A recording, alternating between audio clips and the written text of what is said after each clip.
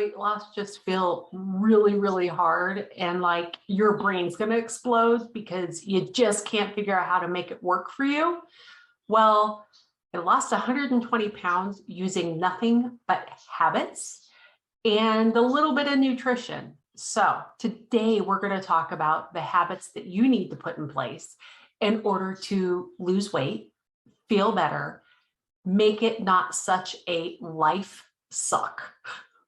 Because we all know diets are a life suck. They take over everything and makes it feel like you're never going to reach that goal unless you're absolutely perfect.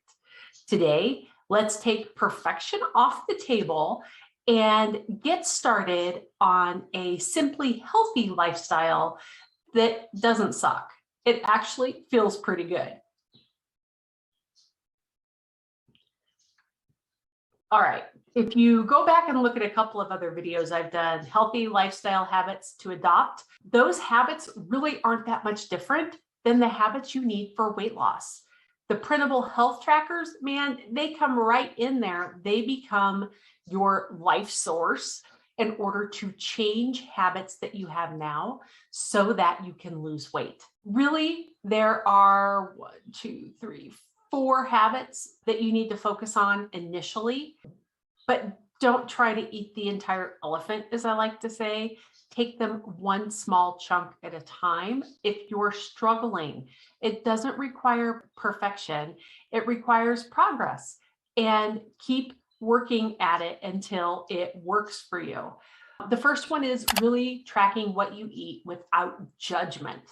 When we judge ourselves and then we don't eat just perfectly, we fall into this circle of hate. The circle of hate is you say, okay, I'm going to start a diet. I'm going to be perfect. And you do perfect for 1 hour, day, week, wherever you fall into that category. I've been there. I've done perfect for a whole 15 minutes and thought this is never going to happen.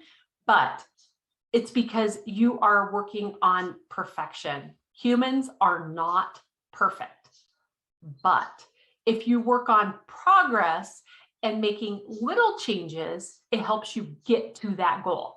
That's how I lost 120 pounds. That's how my client Angela lost 101 pounds. That's how my other client lost 20 pounds.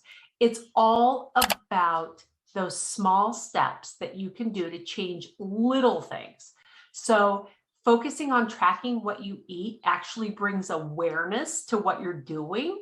And when you have awareness, you tend to make slightly better choices. It's easy to walk over to the cabinet and mindlessly eat a cookie or half the box. But if you have to write down every cookie that you're eating, then you'll have a tendency to stop sooner. And eventually, maybe when you walk to the cabinet, instead of grabbing the cookie, maybe you'll grab a handful of almonds, or maybe you'll grab a protein bar. That next best choice. It doesn't have to be perfect, but it can be that next best choice, and just keep building on that. But in order to do that, you need to track what you eat without judgment. This brings us to the next little piece of transitioning away from the processed foods, which would be, the cookie and even the protein bar. As much as I love protein bars, it's still a processed food and I still eat them. So you don't have to give everything up. But if you can transition more to whole foods, like the almonds I mentioned, it's going to fuel your body with a better source of nutrition, and you're going to feel better. I eat just as many almonds as I do protein bars. So it's all about that balance. Those whole foods are going to fill your body with good nutrition and make you feel full longer, because a handful of almonds, which is 1 serving, although it's maybe the same calories as a protein bar, handful of almonds has about 160 calories, and a protein bar oftentimes has more than that. But the handful of almonds is going to keep you full longer because It is natural, healthy fats. It is protein, and it has a lot of fiber. So it bulks up in your stomach and makes you feel full longer so that you actually eat less in the long run. With, a lot of those protein bars are 225 calories. So 160 calories of almonds versus 225 calories of a protein bar. Really, they're tasty, they are awesome, and they're giving you everything you need in a natural traveling case so that you don't have to grab that protein bar. All right, so we're going to add more whole foods. We're going to track what we eat without judgment. What else? Well, really, it comes down to tracking water. Our bodies need the water in order to flush the digestive tract, to get the toxins out of your system, to actually help you make hormones so that you don't feel crabby and cranky and nasty and raunchy, and you're more awake and you're more aware. Water does so much for our bodies because our bodies are made of 80% water. We have to keep refilling that so that it can flush off dead skin cells and hydrate our skin and just generally make us glow. Part of the healthy lifestyle, but then it does digestion and so many things. So tracking water. If you are a non-water drinker, believe me, I get you. I understand. I used to drink a case of Diet Pepsi a day and no coffee, but no water either. And I was all Diet Pepsi all the time. Transitioning from Diet Pepsi over to water was probably one of the most difficult parts of my journey, just because of the headache. And I drank so much of it that I was nauseous. My system didn't know what to do without all those chemicals. And it lasted for like a good week because I did it cold turkey. Not telling you to go out and cold turkey quit any caffeine source you have, because I would never recommend that pain to anyone. It's much better to try alternating, play a game with yourself. For every caffeinated drink that you drink water, and then spread it out more. For you get a caffeinated drink for 2 waters, a caffeinated drink for 3 waters, until eventually you either completely wean yourself off or you decide what works for you and how much of the caffeinated sparkly stuff or the caffeinated brown stuff that you want to keep in your life. I still drink coffee. I actually drink sparkling water, which does not count in my daily water drinking. I drink green tea, but I also drink a gallon of water. And yes, to be perfectly honest with you, I spend a lot of time running down the hall, but it's totally worth it. Drinking that water really keeps your awareness level high, keeps you feeling more energized, and in my case, makes me a whole lot less crabby. Staying hydrated is just really that important. And then the final one, after we have started tracking what we eat without judgment, transitioning to whole foods made with love, tracking the water, the next thing is, and I bet you think, I'm going to say, go work out in the gym for 2 hours. Leave a comment below if that's what you think. Go on, go leave it. Because I'm telling you, you do not have to work out in a gym for 2 hours a day in order to reach your weight loss goal. You can add movement to your day, and that is more than enough. So when I started off tracking movement 5 minutes at a time because I lived a very sedentary life. I worked from home. I sat all day long. I got up to make dinner, and then at night I sat again and watched TV and that kind of thing. I sat all day long. And you know what? I still work at home. I still have a sedentary day job.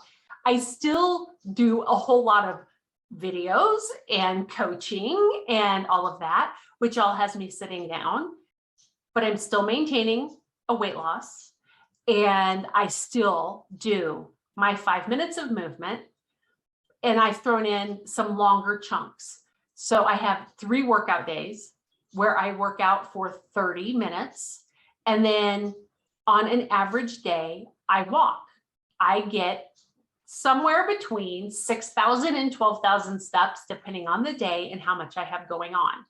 So it's all about adding movement to your day over stressful working out, over putting your body into overdrive, and then saying, well, I can't lose weight because I can't go work out. I'm sorry, I injured myself, did not work out for months, and I'm just now building back up to adding in my weights and all of that, and I've maintained. So whether you work out or not has nothing to do with weight loss, has nothing to do with maintaining a weight loss, has to do with paying attention to what's going in here and eating according to your abilities at that point. So we are going to track what we eat without judgment, transition to more whole foods, track the water, and then track movement 5 minutes at a time, building up over time so that you're getting in about 30 minutes of movement a day. These things, tracking it and following this plan and actually acknowledging the fact that you're doing it increases the happy chemicals in your brain. If you go back and watch, I believe it's the Printable Health Trackers video, I talk about brain happiness chemicals and how marking things off of a checklist actually fires off endorphins and happy chemicals in your brain so that you become addicted to tracking. Which, wouldn't it be so much better to be addicted to that than addicted to things that, you know, aren't good for you? Healthy habits, those are good for you. That is what we want in our life. So I want you to think about this. It takes 3,500 calories to gain a pound, and it takes a deficit of around 3,500 calories to lose a pound. If your body's set up to lose weight, which that includes things like lowering your stress, balancing your hormones, getting enough water. You know, there is a list of things that set your body up to lose weight.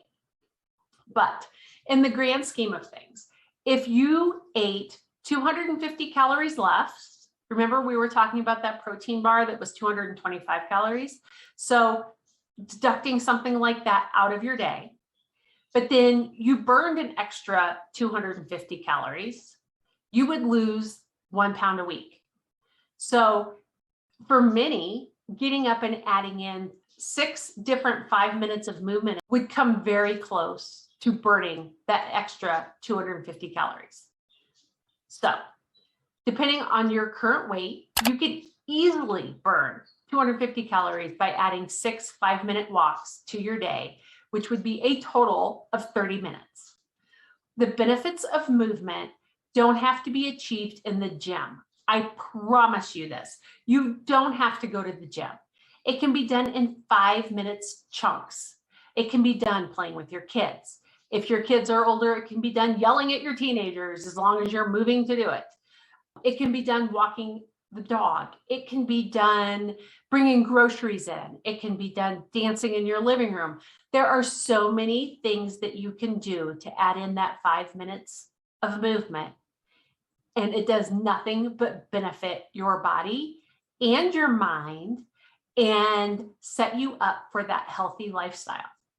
So I hope you found this video helpful and that there's something in here that you can take away to build your simply healthy lifestyle.